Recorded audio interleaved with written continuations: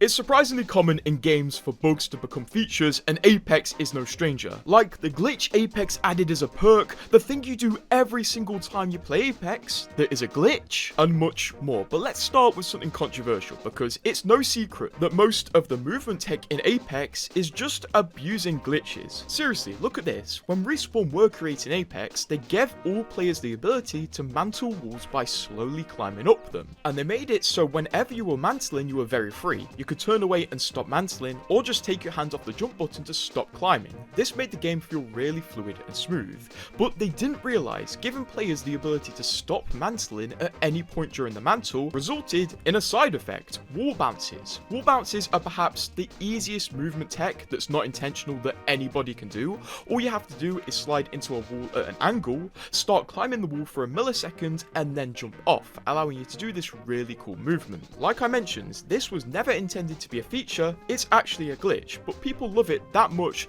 that Respawn have actually started wall jumping in their trailers. So wall jumping's gone from a quirk of the engine to something Respawn are making official. But it doesn't stop there. In recent trailers, Respawn have actually implemented super jumps into them as well. Super jumps are a movement tech that can be triggered by going up to a zip line, and immediately after interacting with the zip line, you double tap jump. Once again, Respawn did not make this a feature, they didn't intend to. This is a glitch with how your character interacts with zip lines, but Respawn have once again made it official. There's one movement tech glitch though that got so popular, Respawn added it to the game as a perk, and that is of course tap strafing. Tap strafing is a movement tech in Apex which is massively controversial because it's hard to do and can only be done on keyboard and mouse. And tap strafing is the glitchiest of movement tech, as it can only be achieved by inputting the W key in the air several times in a second, which is impossible to a normal human unless you bind the forward movement key to your scroll, as one scroll like this is several unique inputs of the forward movement key. So yeah, this movement tech is pure glitch. Respawn have tried to remove it several times, and because of backlash of people wanting to keep tap strafe, they added it back. So Respawn decided, okay, if people aren't going to let us remove tap strafe, let's add it ourselves. And tap strafe was added to the game in the form of the Octane Red jump pad perk, as whenever you activate your second jump from a red Octane jump pad, the game allows you to immediately shift your momentum into a different direction, which is what tap strafing is. Tap strafing is just a rapid change of the direction of your momentum. So yes, Respawn added tap strafing as a perk, but unfortunately the perk is not as effective as a tap strafe. It can only be used off of a jump pad instead of at any time like normal tap strafing, and it's locked to Octane. But still, this perk is basically totally inspired by a glitch, which is a pretty cool fact. There's an additional perk which I believe is also inspired by a glitch, as when Mad Maggie first came out, a lot of people found out the game treated her Wrecking Ball ultimate as a real object in the in-game world, meaning Maggie could shoot her drill at the Wrecking Ball and basically have fire spurting out of the Wrecking Ball as it barreled towards enemies, which was a really cool trick, but it wasn't very effective. It seems Respawn definitely noticed this and took inspiration when they gave Mad Maggie her perks, as when she got her perks, we noticed one of them was called Fireball, which turned Maggie's ult into a giant ball of fire, which is very reminiscent of this glitch where you could shoot her drill into the Wrecking Ball.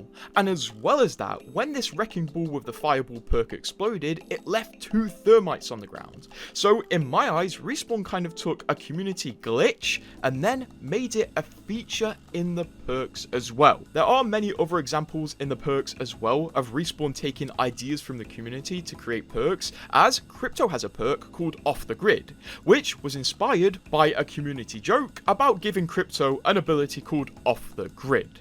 But let's move on to the most shocking bug that Respawn turned into a feature, and you probably had no idea, as let's take a look at the fundamentals of Apex. You have looting, fighting, and positioning, and a lot of the looting you do is through a death box, like in this clip. But wait a minute, do you see the bug I'm doing while looting this death box? Well, it's actually pretty obvious. I'm moving. Yes, moving while looting death boxes was originally a bug, and Respawn just left it in the game, which I think they probably regretted a bit due to the amount of backlash it would cause. This was revealed a few years ago in an interview with John Larson, where he said, "This may come as a surprise to some, but moving while looting is a bug. Is it a bug we'll ever fix? No. If I were to rewind to early Apex development, I suspect I'd agree with the design decision of stationary looting. Soon after Apex released though, I saw an efficient looting meta emerge pretty quickly. This was before joining Respawn, and as a player I thought, I bet they never thought this whole shield swapping mechanic would end up as such an integral part of combat. The developer went on to say, fast forward a bit, and stuff like menu cursor speed options and gold armor/finisher reworks signaled acceptance of this emergent looting gameplay. In an effort to improve parity between input types, it seems reasonable to think that moving while looting on controller should be an option. And then the developer basically explains that adding moving while looting on controller would be hard, because essentially the menus are hard coded in a way where this would be really hard to add. And considering this post was made 3 years ago, I don't think controllers are ever gonna get moving while looting. But I guess in an alternate universe, none of us are moving while looting because Respawn fixed that issue. Also, it's interesting that the developer said Respawn probably didn't expect shield swapping to become such a big part of the game,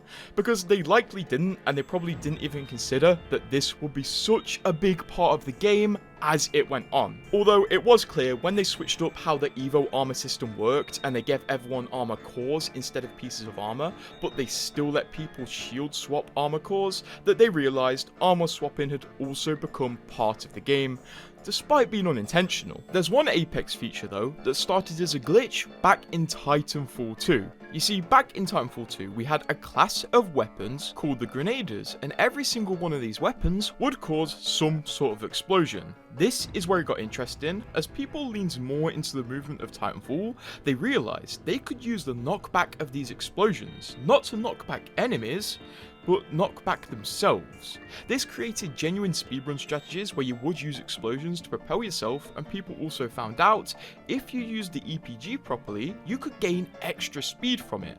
So, naturally, when Respawn added the EPG to Apex as a semi-permanent weapon that came back at random times, they made sure that the EPG had a mechanic where you could EPG boost by shooting at your feet. Respawn heavily reduced the explosion damage when you shot the EPG at your own feet, allowing players to EPG boost frequently and also not too punishingly, and even when they released the EPG Extreme mode, they massively reduced EPG boost damage so you could literally fly around the map using explosions from your own EPG, which was extremely fun. And honestly, if EPG Extreme came back next week, I would be over the moon. Respawn do genuinely have a system in place for the addition of limited time weapons and also explosive weapons in Apex now, so hopefully we do see some more Titanfall weapons make it into Apex, and hopefully they add more cool movement features, which used to be bugs, with these as well. It's actually pretty admirable that Respawn do have the approach where they don't take every glitch immediately as a threat and do allow the community to experiment with them and even support the community in their experimentation. Hell, if we didn't discover all of the movement glitches, Apex wouldn't be as much of a movement game as it is today. But subscribe to bring punch boosting back.